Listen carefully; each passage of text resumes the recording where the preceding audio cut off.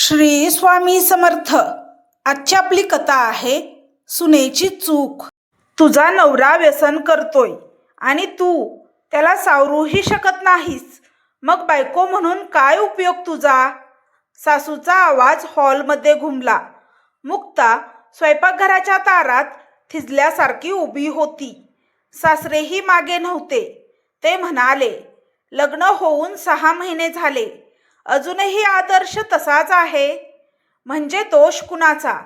तुझाच ना. त्या शब्दांनी तिच्या छातीत कुठेतरी घट्ट आवळल्यासारखं झालं. तिच्या हातातला चहाचा कप थरथरू लागला. ती हळूच म्हणाली, मी प्रयत्न करतेय. सासू उपहासाने हसली. प्रयत्न? बायकोचं कामच असतं नवऱ्याला मार्गावर आणणं. आम्हाला वाटलं तू आलीस की तो सुधारेल, पण उलट अजून बिघडलाय. हे वाक्य मुक्ताच्या कानात ठाण मांडून बसलं. तू आलीस की तो सुधारेल म्हणजे त्यांना आधीपासून माहिती होतं. मुक्ताचं आणि आदर्शचं लग्न खूप थाटामाटात झालं होतं. आदर्श श्रीमंत घरचा, स्वतःचा बिझनेस, घर मोठं, गाड्या 2, सगळं व्यवस्थित. लग्नाच्या पहिल्या काही दिवसात आदर्श खूप गोड बोलायचा. मुक्ता, तुला काही कमी पडू देणार नाही, तुझ्यासाठी सगळं करीन. मुक्तालाही वाटलं नशीब चांगलं आहे. पण लग्नानंतर 3ऱ्या आठवड्यापासून काहीतरी बदलायला लागलं. एका रात्री आदर्श 12 वाजता घरी आला. दार उघडताच एक विचित्र वास आला. दारू. मुक्ताच्या मनात विचार चमकून गेला. मित्रासोबत पार्टी होती, तो सहज म्हणाला. ती शांत राहिली. पुढचे काही दिवस तो पुन्हा उशिरा येऊ लागला. फोन सतत सायलेंटवर. बाथरूममध्ये जाऊन कॉल्स. एक दिवस तिने विचारलं, इतक्या उशिरा काय येतोस?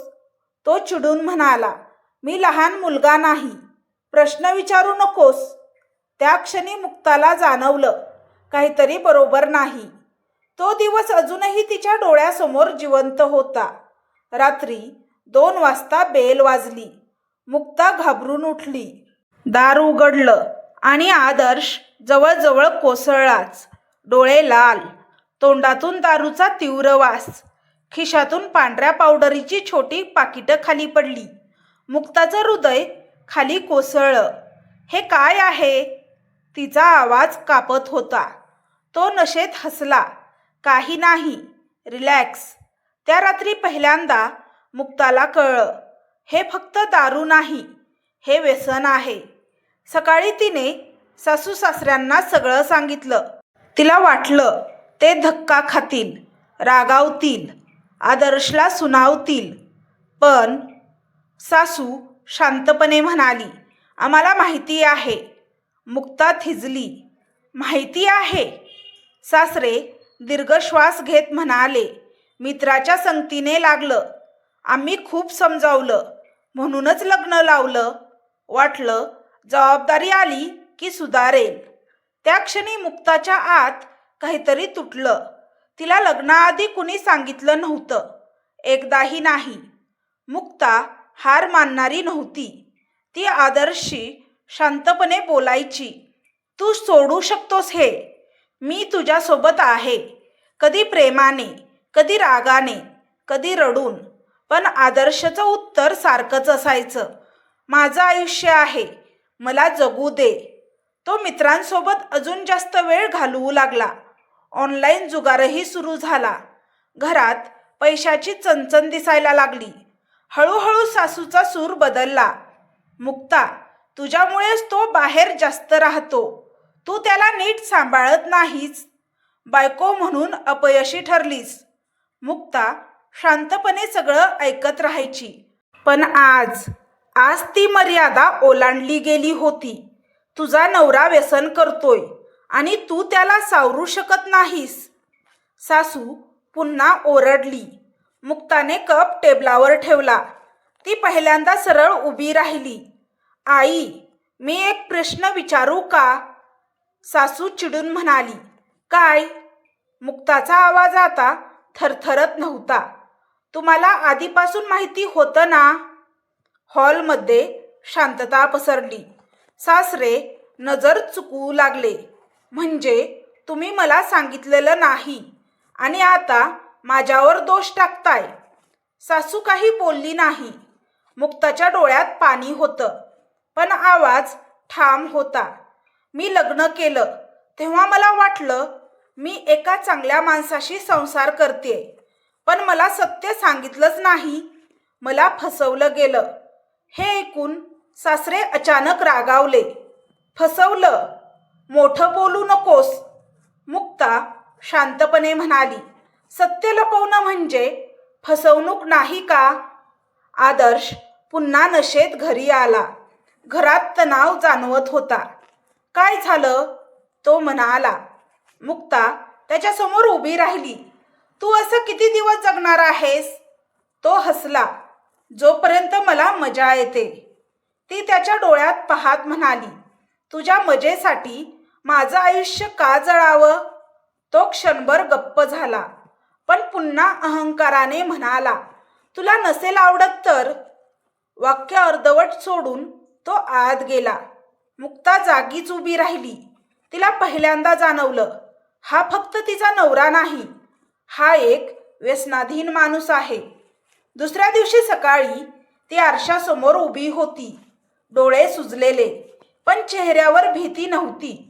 ती मनाशी म्हणाली, मी बळी नाही, मी दोषी नाही आणि मी शांत बसणारही नाही. ती खाली हॉलमध्ये आली.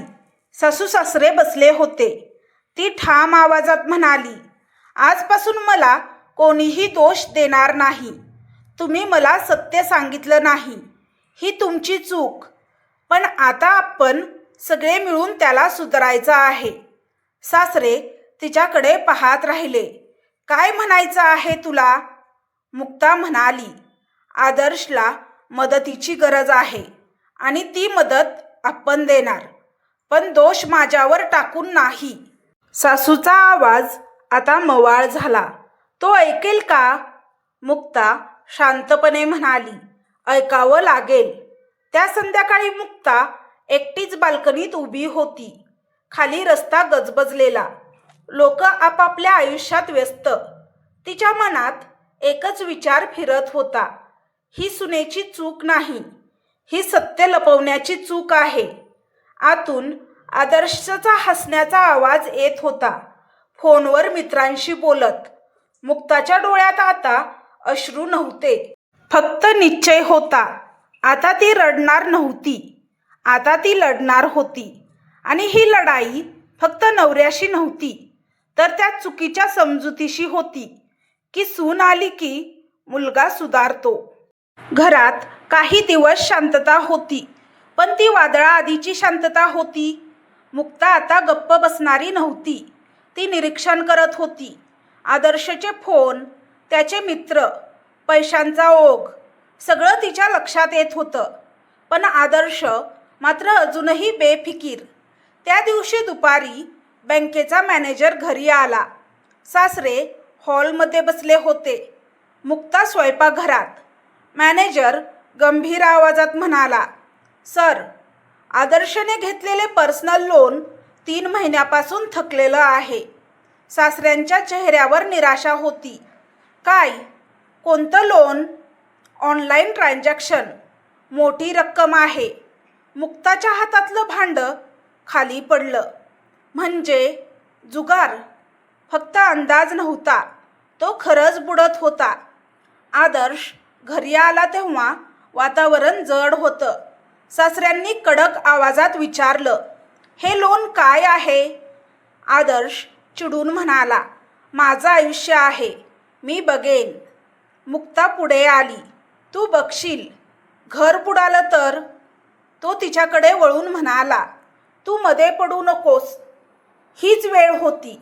मुक्ता पहिल्यांदाच पूर्ण ताकदीने बोलली, मध्ये पडू नकोस? हे घर माझं नाही का? माझं आयुष्य नाही का? ती सासू सासऱ्यांकडे वळली. आजपर्यंत तुम्ही मला दोष दिलात. आज सांगा, ही माझी चूक आहे का? सासू गप्प.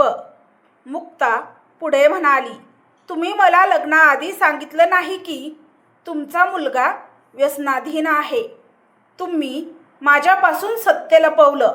आता घर कर्जात बुडतंय आणि दोष माझ्यावर. हॉलमध्ये मृत शांतता. सासऱ्यांच्या डोळ्यात पाणी आलं. हो, आम्ही चूक केली, ते हळू आवाजात म्हणाले. आदर्श हसला. ड्रामा बंद करा सगळे. सासरे अचानक उठले.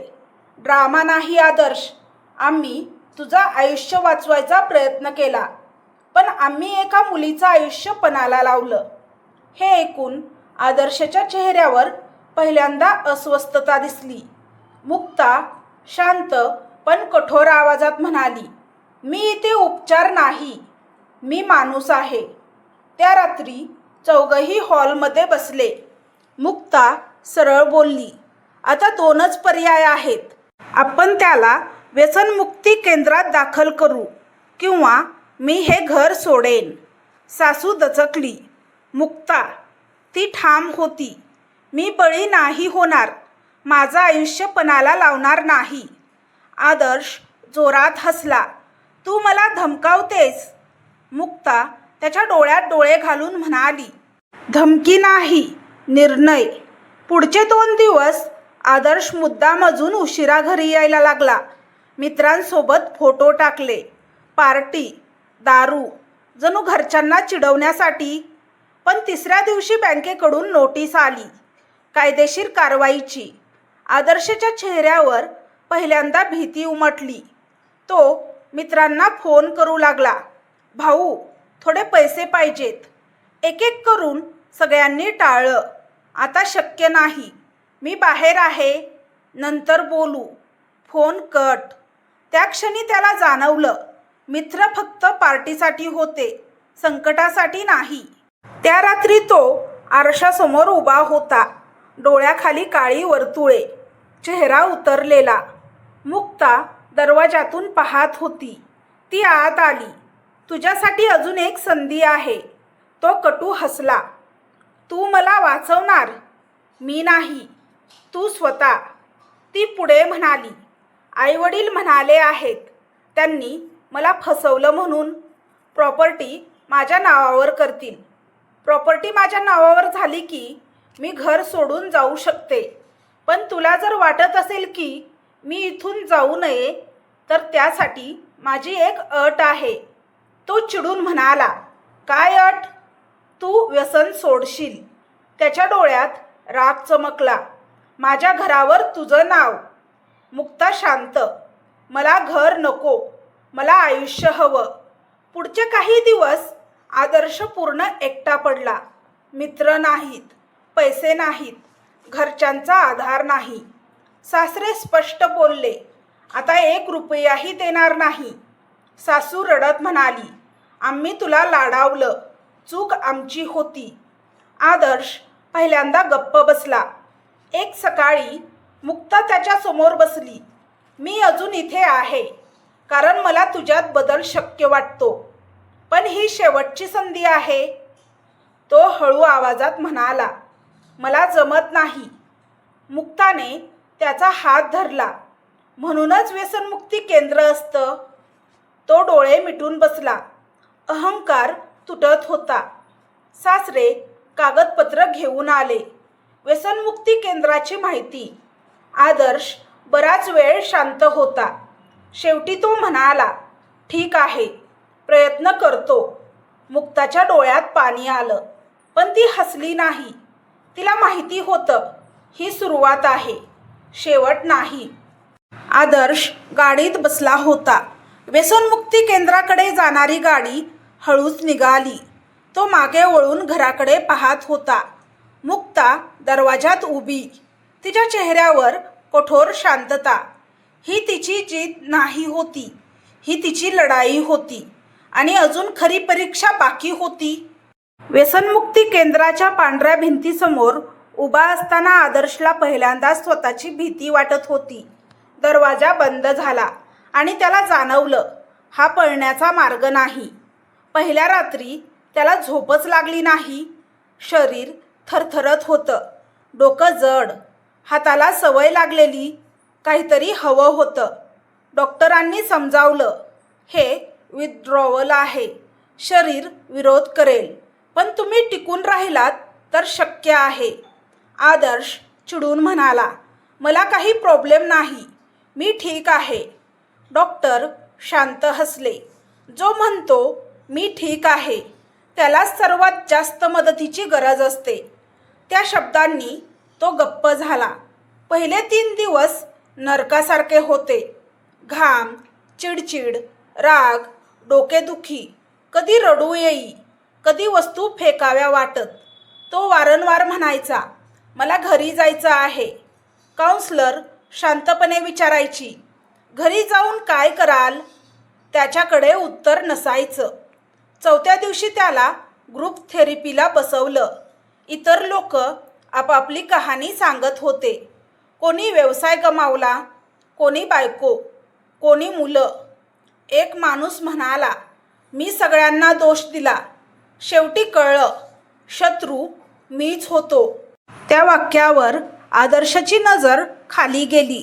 त्याच्या डोक्यात मुक्ताचा आवाज घुमला, तुझ्या मजेसाठी माझं आयुष्य का जळावं? 2 आठवड्यांनी मुक्ताला भेटण्याची परवानगी मिळाली. ती आत आली. साधा सूट, चेहरा शांत. आदर्शला तिच्याकडे बघताना लाज वाटली. कशी आहेस? त्याने हळू विचारलं. ठीक, ती संक्षिप्त उत्तरली. काही क्षण शांतता. तो म्हणाला, मी प्रयत्न करतोय. मुक्ता त्याच्या डोळ्यात पाहत म्हणाली, मी तुझ्यासोबत आहे, पण लक्षात ठेव, मी तुझ्या व्यसनाच्या सोबत नाही. त्या शब्दांनी त्याला आधारही मिळाला आणि इशाराही. एका दिवशी त्याला बाहेरून फोन आला. जुना मित्र, अरे 2 आठवड्यातच हार मानलीस, परत ये, पार्टी करू. आदर्शचा हात थरथरला. क्षणभर त्याला जुनं आयुष्य आठवलं. हास्य, मोकळेपणा, बेफिकिरी. पण लगेच त्याला बँकेची नोटीस आठवली. आईचे डोळे, मुक्ताची शांत नजर. तो म्हणाला, मी आता वेगळा निर्णय घेतोय. Phone cut. त्या दिवशी त्याने पहिल्यांदा स्वतःसाठी उभं राहिलं. महिने गेले. शरीर सावरलं. मन हळूहळू स्थिर झालं. काउन्सलरने विचारलं, तुम्हाला सर्वात जास्त पश्चाताप कशाचा आहे? आदर्श बराच वेळ शांत होता. मी सगळ्यांना दोष दिला, पण चूक माझी होती आणि शिक्षा मुक्ताला मिळत होती. त्याच्या डोळ्यात पाणी आलं. 3 महिन्यांनी तो घरी परतला. घर तसंच होतं, पण वातावरण बदललेलं. सासू दारात उभी होती. डोळ्यात भीती आणि आशा. कसा आहेस? ती हळू म्हणाली, ठीक, प्रयत्न करतोय. तो म्हणाला. सासरे पुढे आले. आम्ही पण चुकलो, तुला लाडावलं, सत्य लपवलं. आदर्श पहिल्यांदा वाकला. माफ करा. मुक्ता हॉलमध्ये उभी होती. दोघे एकमेकांसमोर. त्याने हळू आवाजात म्हटलं, तू गेली असतीस तर योग्यच होतं. तरीही थांबलीस. मुक्ता शांतपणे म्हणाली, मी तुझ्यासाठी नाही थांबले, मी माझ्या निर्णयासाठी थांबले. तो तिच्याकडे पाहत राहिला. मी बदलायचं ठरवलंय. खरंच? ती म्हणाली. बदल शब्दांनी नाही, सवयींनी दिसतो. एका संध्याकाळी तो बाहेर गेला. रस्त्यात जुने मित्र भेटले. चल ना, एकच पेग. क्षणभर त्याच्या मनात संघर्ष, पण त्याने सरळ उत्तर दिलं, मी आता त्या आयुष्याचा भाग नाही. तो वळून निघून गेला. त्या क्षणी त्याला स्वतःचा अभिमान वाटला. काही महिन्यांनी घरात छोटा समारंभ ठेवला गेला. सासरे सगळ्यांसमोर म्हणाले, आज आम्ही एक गोष्ट मान्य करतो, सुनेची चूक नव्हती, आमची होती. सासू पुढे म्हणाली, आम्ही एका मुलीला फसवलं, पण तिने आमचं घर वाचवलं. मुक्ताच्या डोळ्यात पाणी आलं. आदर्श तिच्याकडे पाहत होता. आदर्शने बिझनेस पुन्हा सांभाळायला सुरुवात केली. काउन्सिलिंग सुरूच ठेवलं. जुने मित्र पूर्णपणे कट. एक दिवस तो मुक्ताला म्हणाला, मी परत कधी चुकलो तर? ती हलकसं हसली. तर पुन्हा उभं राहायचं, पण यावेळी सत्य लपवायचं नाही. संध्याकाळी दोघं बाल्कनीत उभे होते. आकाशात केशरी रंग. आदर्श म्हणाला, लग्न उपचार नसतं, पण साथ उपचार बनवू शकते. मुक्ता शांतपणे म्हणाली, साथ तेव्हाच मिळते जेव्हा सत्य असतं. खाली रस्ता गजबजलेला, वर आकाश शांत. घरात आता टोमणे नव्हते, दोषारोप नव्हते. होता तर फक्त एक धडा. व्यसन ही चूक असते, पण सत्य लपवणं त्याहून मोठी चूक असते. आणि सून बळी नाही, ती आधारही बनू शकते. तर तुम्हाला ही कथा कशी वाटली हे कमेंट बॉक्समध्ये कमेंट करून नक्की सांगा. कथा आवडल्यास व्हिडिओला लाईक, शेअर, सबस्क्राईब करा. व्हिडिओला हाईप करा, जेणेकरून हा व्हिडिओ जास्त प्रेक्षकांपर्यंत पोहोचेल. व्हिडिओ पाहिल्याबद्दल तुमचे मनापासून धन्यवाद. श्री स्वामी समर्थ.